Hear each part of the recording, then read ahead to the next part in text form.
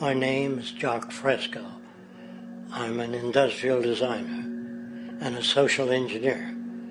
I'm very much interested in society, in developing a system that might be sustainable for all people. First of all, the word corruption is a monetary invention. That aberrant behavior that's disruptive to the well-being of people, while you're dealing with human behavior. And human behavior appears to be environmentally determined, meaning if you were raised by the Seminole Indians as a baby, never saw anything else, you'd hold that value system. And this goes for nations, it goes for individuals, for families. They try to indoctrinate their children to their particular faith and their country and make them feel like they're part of that. And they build a society which they call established. They establish a workable point of view and tend to perpetuate that, whereas all societies are really emergent, not established. And so they fight new ideas that would interfere with the establishment. Governments try to perpetuate that which keeps them in power. People are not elected to political office to change things. They're put there to keep things the way they are. So you see, the basis of corruption is in our society.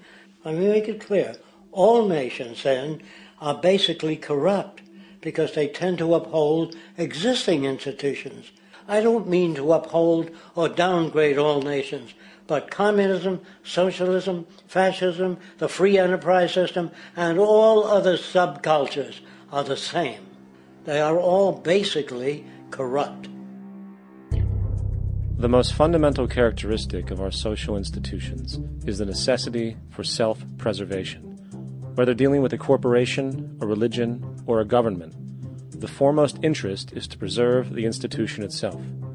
For instance, the last thing an oil company would ever want is the utilization of energy that was outside of its control, for it makes that company less relevant to society.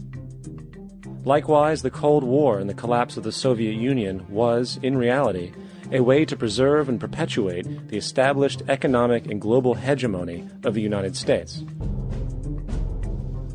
Similarly, religions condition people to feel guilty for natural inclinations, each claiming to offer the only path to forgiveness and salvation. At the heart of this institutional self-preservation lies the monetary system, for it is money that provides the means for power and survival. Therefore, just as a poor person might be forced to steal in order to survive, it is a natural inclination to do whatever is needed to continue an institution's profitability. This makes it inherently difficult for profit-based institutions to change, for it puts in jeopardy not only the survival of large groups of people, but also the coveted materialistic lifestyles associated with affluence and power. Therefore, the paralyzing necessity to preserve an institution, regardless of its social relevance, is largely rooted in the need for money or profit.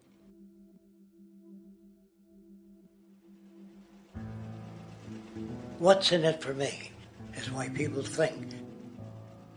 And so if a man makes money selling a certain product, naturally he's going to fight the existence of another product that may threaten his institution.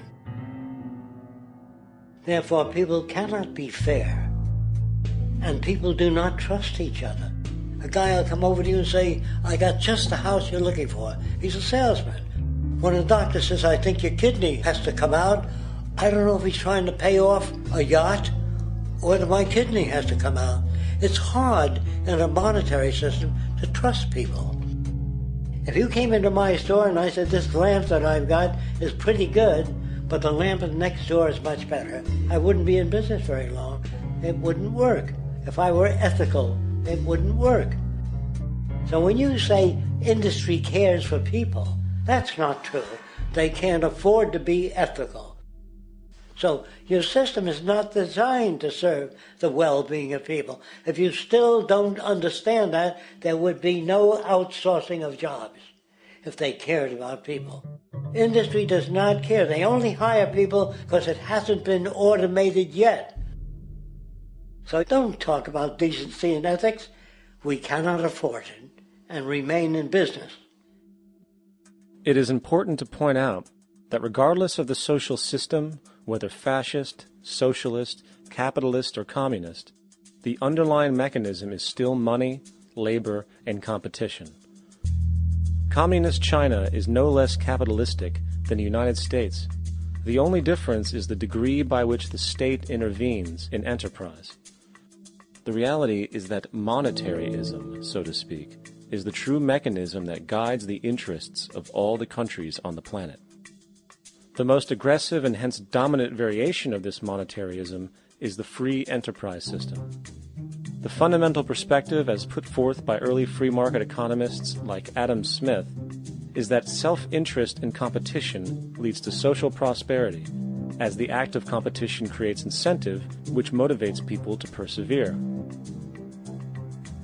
However, what isn't talked about is how a competition-based economy invariably leads to strategic corruption, power and wealth consolidation, social stratification, technological paralysis, labor abuse, and, ultimately, a covert form of government dictatorship by the rich elite.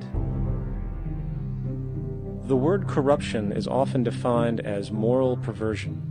If a company dumps toxic waste into the ocean to save money, most people recognize this as corrupt behavior.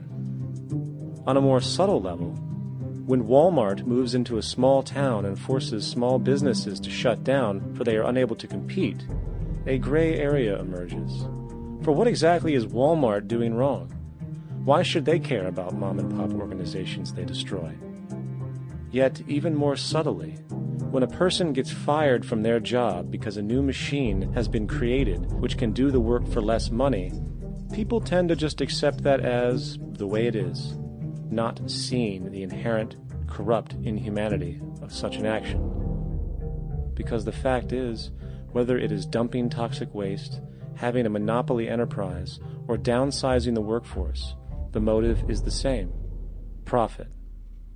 They are all different degrees of the same self-preserving mechanism, which always puts the well-being of people second to monetary gain.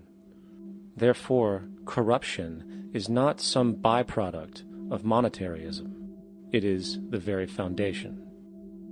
And while most people acknowledge this tendency on one level or another, the majority remains naive as to the broad ramifications of having such a selfish mechanism as the guiding mentality in society.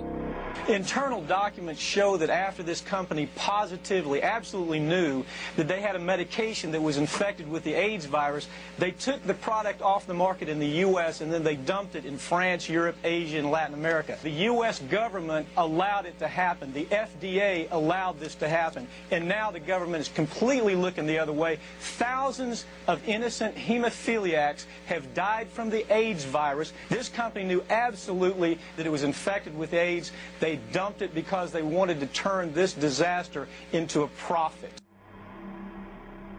So you see, you have built-in corruption. We're all chiseling off each other, and you can't expect decency and that sort of thing. And feeling that, they don't know who to elect. They think in terms of a democracy, which is not possible in a monetary-based economy. If you have more money to advertise your position, the position you desire in government, that isn't a democracy. It serves those in positions of differential advantage. So it's always a dictatorship of the elitists, the financially wealthy.